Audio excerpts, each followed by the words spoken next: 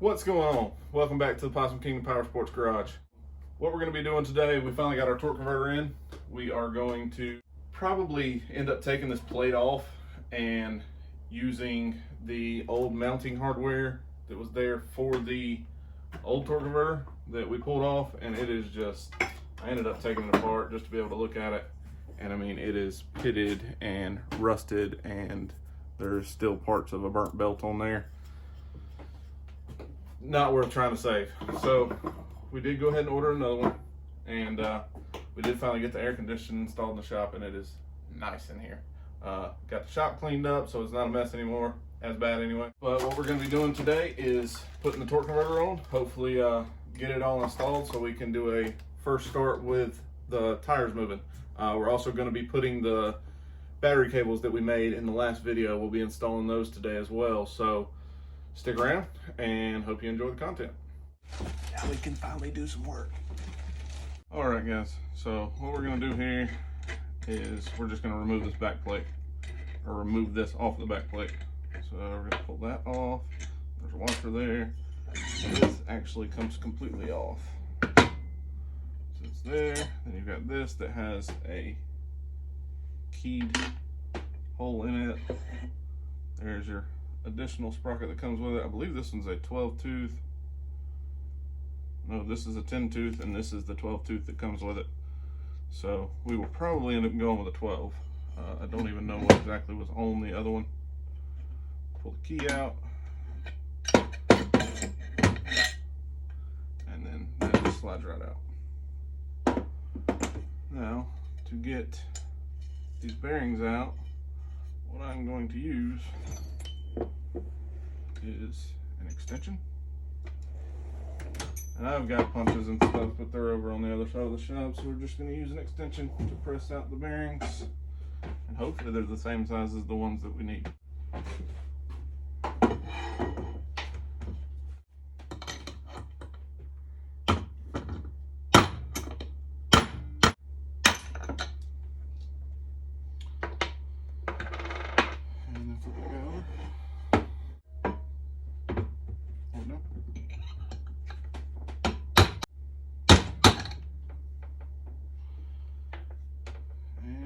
There we go. So we will set this to the side. I don't know how much of this you can see in the shop, but we'll go ahead and set this plate to the side. We'll use it on a different project down the road.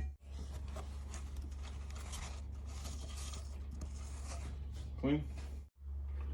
All right, so what we're gonna do here is I'm gonna take my bearing that we're putting into the jack shaft assembly, and I'm gonna sit it on a socket to where I could find out what just sits right there at the edge.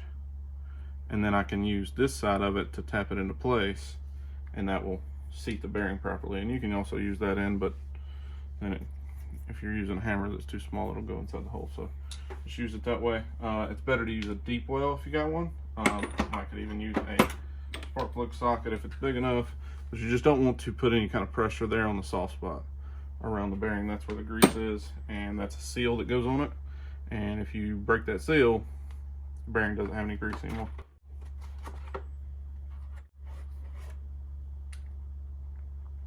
And that 1-inch deep well fits perfectly. I'm pretty sure the reason that it's concave like that is I've probably used it for this application before.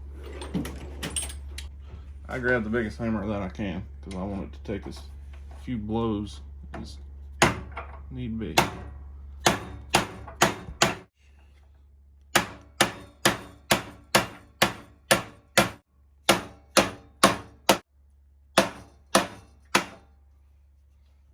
That bearing is sitting in there perfectly, and it moves freely.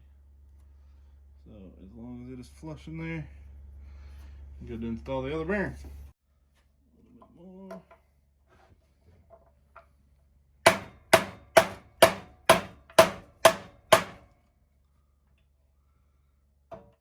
All right, so we got our bearings pressed in to the old jack shaft setup. If you want to kind of get the camera down here on that, George, you can see we've got a bearing on this side, and we put one in on the back side as well.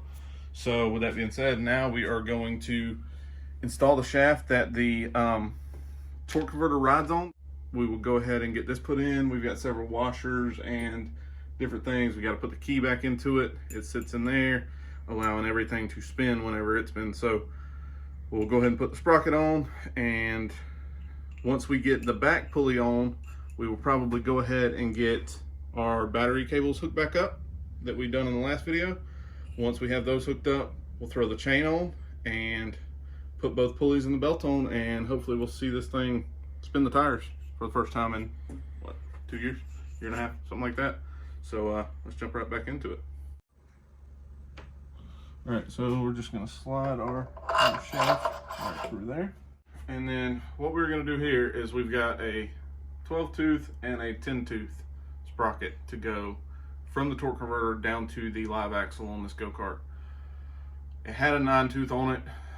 The teeth are kind of worn out, so we're gonna use one of these guys. We're probably gonna go with a 10 just because it's closest to a 9 as we can get, and the gearing ratio I think would be a lot better with a 10 tooth on it versus a 12.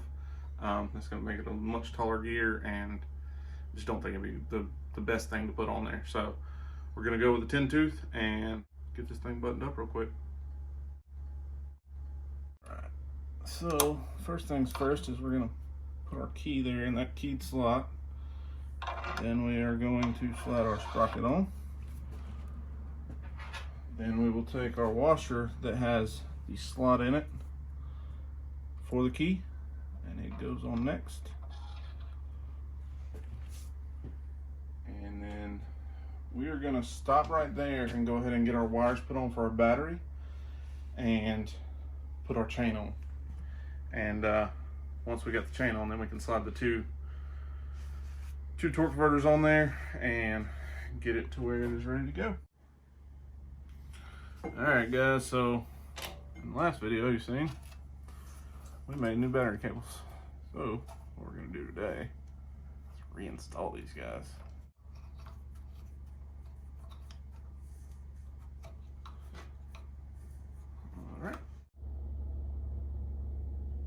Alright guys, so what has happened here? I'm trying to put the chain on, it's a little too tight and it doesn't want to reach.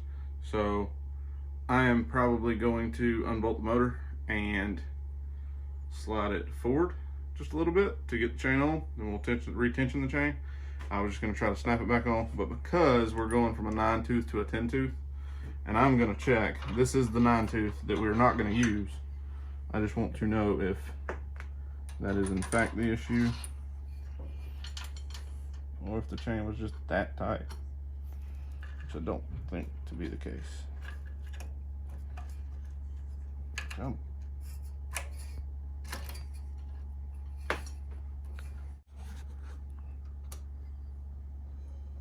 So right there with a 9 tooth,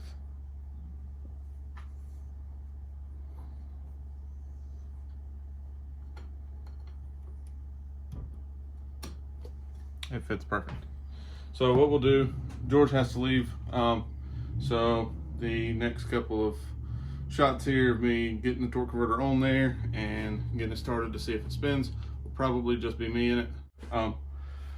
So like I say, we'll cut right here, and we'll do a little bit more editing and we'll get it fixed up. All right guys, so back at it. We'll get these bolts tightened up on here real quick. I think George got that one done. We'll do both of those in the ground wire. Sorry I keep having to step in front of the camera. I'm out here by myself tonight.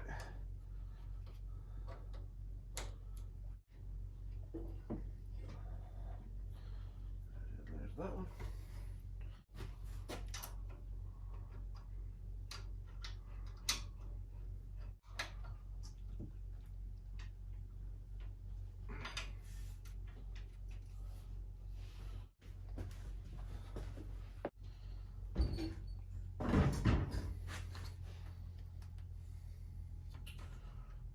I believe I'm gonna have to make another hot wire.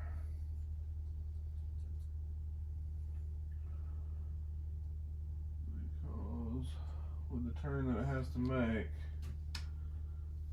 I don't think it's quite long enough. Well, that stinks. So what we will do is go ahead and take that wire loose.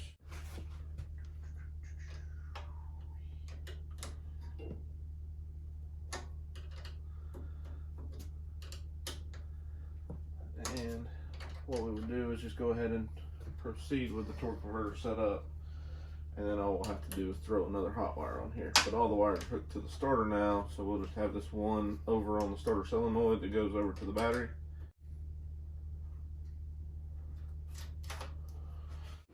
Let's get back to our torque converter setup. So we ended up putting the 9-tooth back on there. You can tell there's quite a bit of slop in the chain, but somehow it's not enough slop to put the 10-tooth on there. So that being said, we're just gonna get everything mocked up. We may have to take some stuff back loose. There's a spacer for the driver pulley, I believe. And then this right here has a little keyway in it. I don't know if you guys can see that there. And you'll just line that up with the notch on the crankshaft. It will go on like so. We will take the wrist. Actually, we're going to leave this off until we get the rear done, so that we can make sure that the belt gets on there.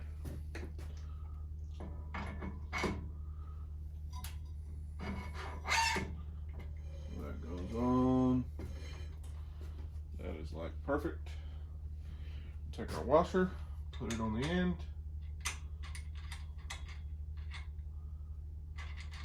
Then we can take our nut and put it on the other end. We'll snug that down here shortly. So on these torque converter belts, you have a side that is flat and smooth, like this side, and then you'll have a side that is tapered, like this one, where it goes kind of in. It goes down at an angle. On these pulleys, you have a flat side that is up next to the motor, and this is just for the 30 series. Same thing with this rear pulley. The tapered side of the pulley is on the outside, and the flat side is on the inside. So you always take your flat side, put it closest to the motor. You slide it over that pulley, get it in there. Just put that on like that. Then take this guy and you slide it on just like so. And then there's this other piece that kind of fits into the key of the crankshaft. It fits in line with it, just like that. Holds everything good and tight. And I believe that's what this bolt is for. Yes, it is. But that is what that is for. Not sure what that is. So essentially all we have to do is tighten both of these nuts down, make our positive cable, put it back in here. We can start this thing up and see if it moves on its own power. So I'm gonna grab the impact and get cracking on tightening those nuts down, and then we'll throw another battery cable together. Hopefully, I think I have enough lugs to do it. If not, we may have to take off and make a trip to the store and go get some new in lugs for that. So bear with me for just a second. Let me grab the impact from over here on the other workbench. Nope, that is not it.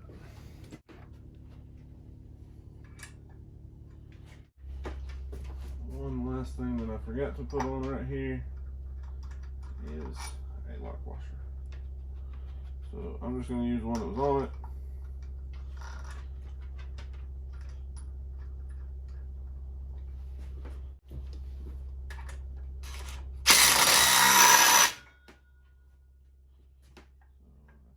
Tighten down. I need to find a socket that's big enough to fit the driven pulley. 1 inch. I think it's 15/16 if I'm not mistaken. That's it. The dog is looking at me like I'm crazy for essentially talking to myself.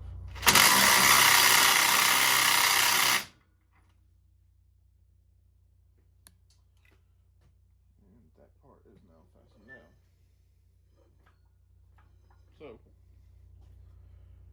I'm gonna stop the camera here, go make another positive wire, and see if we can get this thing to start up and spin under its own power. Alright guys, so we got our new battery cable made. It's a little bit longer. It's probably, I don't know, maybe 2 or 3 inches longer, which is just what we needed. I still haven't test fitted it, so in fact the wire is still hot from where I heat shrunk that ends on it. So I believe this one right here is going to fit perfect.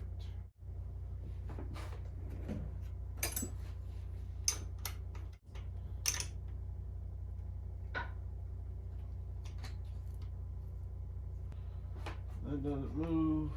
Alright guys, so we got new cables installed, batteries hooked back up, torque converter is on.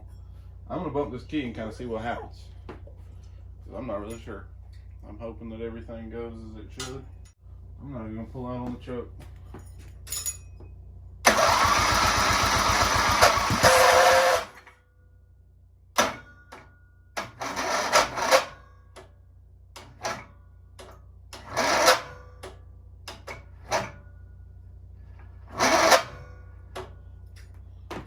Battery needs to be hooked up to the charger again. We'll try it one time with the choke out.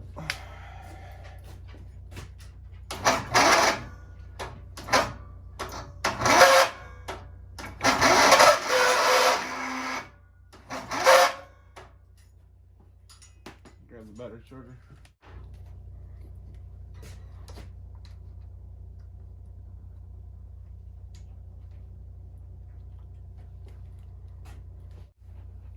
I was a little worried that when we put the torque converter on, which, I mean, the belt's got plenty of slack in it, so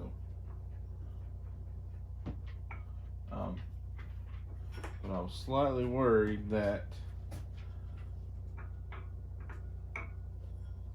as we once we put the torque converter on, it would put a little bit more strain on the motor. So we'll kind of see how that goes. I did notice the tire's trying to spin, so that means everything is clearly hooked up right and raring to go. So let's try this thing.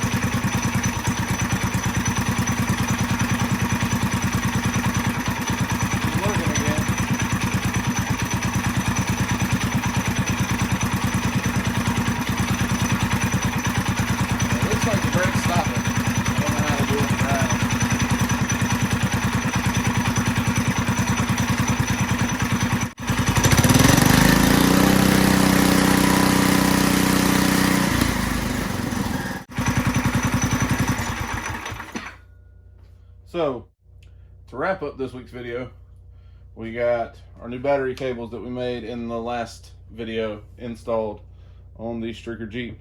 We also got our new torque converter put on without the backing plate. We used the original one. We just pulled the bearings and everything out of it just to not replace the plate itself. A lot of times whenever you replace it and put those plates on there, the plate is a lot wider, causing it to come down and hit things underneath. So I just left the old plate on there. It does fine. We put the new bearings in the original plate that was on it. So the next video we'll double check our tires. I know they're pretty dry rotted, but if they'll hold air, we'll definitely take this thing for a quick test spin, see how it does.